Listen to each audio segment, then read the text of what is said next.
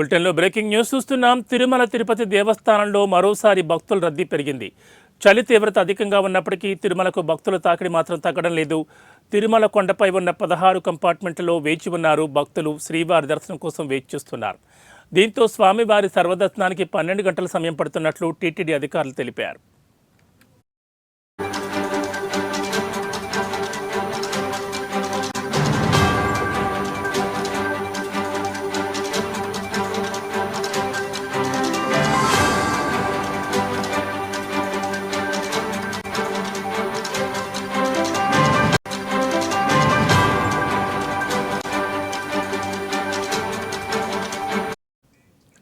ఇదిలా ఉంటే గడిచిన 24 గంటల్లో తిరుమల శ్రీవారిని 54,180 మంది భక్తులు దర్శించుకున్నారు.